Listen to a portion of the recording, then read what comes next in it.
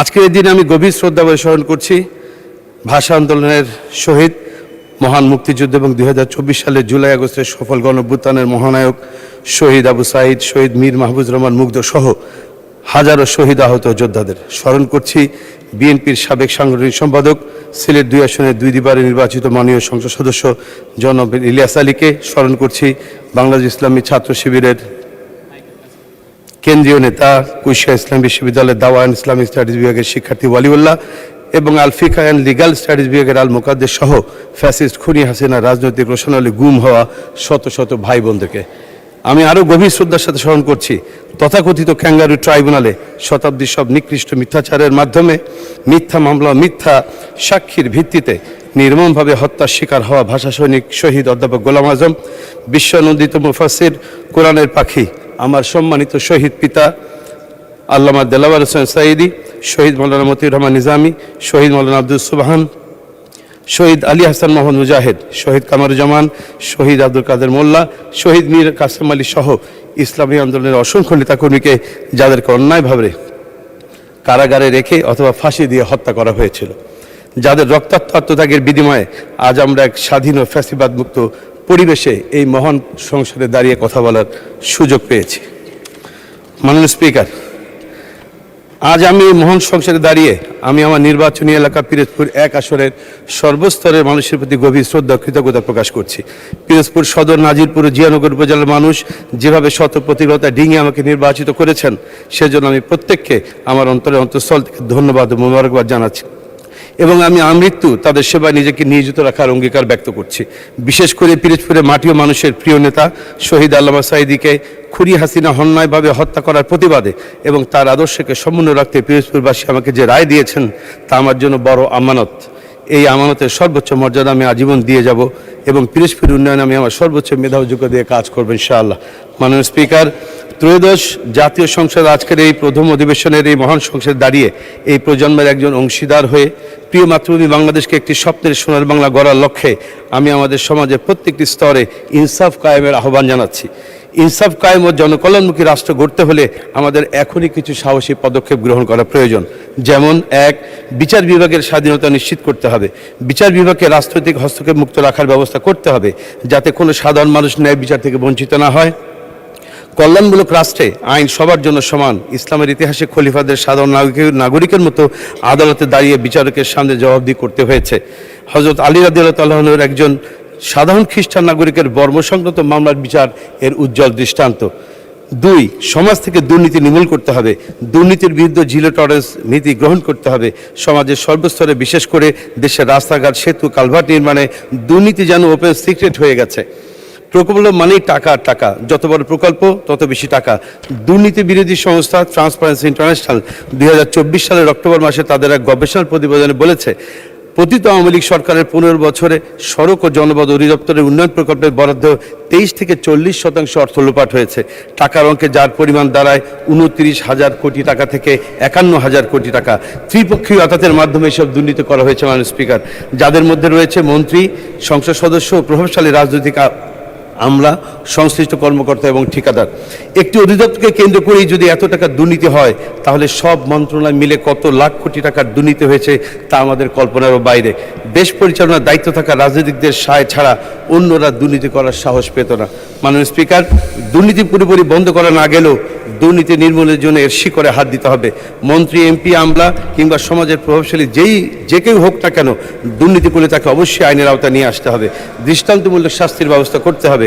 জনমনে নীতি ও নৈতিকতার বোধ তৈরি করতে হবে। এজন্য শিক্ষা ব্যবস্থার প্রয়োজনীয় ও উপযোগী কারিকুলাম অন্তর্ভুক্ত করতে হবে। নীতিবোধশূন্য আদর্শহীন মানুষ তৈরির অনুকূল শিক্ষা কারিকুলাম বর্জন করতে হবে। তাহলেই কেবল সমাজ ও রাষ্ট্রকে দুর্নীতিমুক্ত করা সম্ভব। একই সাথে শাসন ব্যবস্থার পরিবর্তন প্রয়োজন রাজনৈতিক একটি নতুন বন্দোবস্তের। মাননীয় স্পিকার, দেশের জনগণের কষ্টার্জিত টাকা অপচয় রোধে জামাতের মাননীয় সংসদ সদস্যগণের ঘোষণার পর বিএনপি দলীয় অন্যান্য মাননীয় সংসদ সদস্যগণের শুল্কমুক্ত গাড়ির সহ সকল বিশেষ সুবিধা বর্জনে যে সংস্কৃতি শুরু হয়েছে তা প্রাতিষ্ঠানিক রূপ দিতে হবে। মাননীয় স্পিকার, জনকল্যাণমূলক রাষ্ট্র গঠন ইসলামের ঐতিহাসিক নিদর্শন অত্যন্ত সুদূর প্রসারী এবং মানবিক। ইসলামের দৃষ্টিতে রাষ্ট্র কেবল শাসন করার যন্ত্র নয়, বরং নাগরিকদের মৌলিক অধিকার ও ইনসাফ অর্থাৎ ন্যায় বিচার নিশ্চিত করার একটি মাধ্যম। ইসলামে ক্ষমতাকে একটি আমানত হিসাবে দেখা হয়েছে। পবিত্র কোরআনে সূরা নিসার 58 নম্বর আয়াতে আল্লাহ তাআলা নির্দেশ দিয়েছেন, নিশ্চয়ই আল্লাহ তোমাদের নির্দেশ দিচ্ছেন যে তোমরা যেন আমানতসমূহ তার হকদারদের কাছে পৌঁছে দাও, আর যখন মানুষের মধ্যে বিচার ফয়সালা করবে তখন ন্যায়ের সাথে বিচার ফয়সালা করবে। মাননীয় স্পিকার, আল্লাহ রসুল সাল্লাল্লাহু আলাইহি ওয়াসাল্লাম যে সরকার ব্যবস্থা প্রতিষ্ঠা করেছিলেন তা সত্যিকার অর্থেই ছিল একটি জনকল্যাণমূলক সরকার। তার সরকারের দায়িত্ব পালনকারী ব্যক্তিবর্গের মধ্যে চরম দায়িত্বের প্রতি জাগ্রত করে দেওয়া হয়েছিল, আর এটি সম্ভব হয়েছিল কেবলমাত্র আখিরাতের তীব্র বিশ্বাস ও মহান আল্লাহর দরবারে জবাবদিহিতার অনুভূতির মাধ্যমে। মানুষের নিকট জবাবদিহিতার পাশ কাটিয়ে যাওয়া যায়, কিন্তু আল্লাহর নিকট জবাবদিহিতার পাশ কাটানোর কোনো সুযোগ নেই। সূরা জিলজালের 7 ও 8 নম্বর আয়াতে আল্লাহ তাআলা বলেছেন, ফামান ইয়ামাল মিসকালা যাররাতিন খায়রান ইয়ারা ওয়া মান ইয়ামাল মিসকালা যাররাতিন শাররান ইয়ারা। অর্থ, কেউ অনুপরিমাণ সৎকর্ম করলে তা সে দেখতে পাবে, আর কেউ অনুপরিমাণ অসৎকর্ম করলেও তা সে দেখতে পারবে। মাননীয় স্পিকার, 2025 সালের 17 অক্টোবর স্বাক্ষরিত জুলাই জাতীয় সনদ বাংলাদেশের ইতিহাসের একটি মাইল ফলক। এই সনদটি মূলত দেশবাসী ও বিপ্লবী ছাত্র জনতার আকাঙ্ক্ষারই প্রতিফলন। আমরা দেখেছি বাংলাদেশ জাতীয়তাবাদী দল বিএনপি, বাংলাদেশ জামায়াত ইসলামী, এনসিপি সহ অন্যান্য গণতান্ত্রিক রাজনৈতিক দলগুলো শুরু থেকেই জুলাই সনদের প্রতি সমর্থন ব্যক্ত করেছে এবং এতে স্বাক্ষর করে রাজনৈতিক ঐক্যমত্য তৈরিতে বড় ভূমিকা রেখেছে। কিন্তু সরকার গঠনের পর সেই বিএনপি জুলাই সনদ বাস্তবায়নের জন্য যে ঐতিহাসিক গণভোট হয়েছে, দেশের মানুষ সেই গণভোট যে রায় দিয়েছে, বিএনপি সেই রায় অনুযায়ী সংবিধান সংস্কার পরিষদের সদস্য হিসেবে শপথ না নিয়ে দেশের মানুষকে চরমভাবে হতাশ করেছে। মাননীয় স্পিকার, জুলাই সনদ 2025-এর আদেশের 11-তে বলা হয়েছে, পরিষদের অধিবেশন আহ্বান, কোরাম, ভোটদান ইত্যাদি শিরোনামের বলা হয়েছে, সংসদ নির্বাচনের ফল ঘোষিত হইবার 30 পঞ্জিকা দিবসের মধ্যে যে পদ্ধতিতে জাতীয় সংসদের প্রথম অধিবেশন আহ্বান করা হইবে, অনুরূপ পদ্ধতিতে সংবিধান সংস্কার পরিষদের প্রথম অধিবেশন আহ্বান করা হইবে। কিন্তু অত্যন্ত পরিতাপের বিষয়, মাননীয় স্পিকার, জাতীয় নির্বাচন অনুষ্ঠিত হয়ে গেছে, আজ 1 মাস গত হতে যাচ্ছে, কিন্তু এখন পর্যন্ত সংবিধান সংস্কার পরিষদের প্রথম অধিবেশন আহ্বান করা হয় নাই।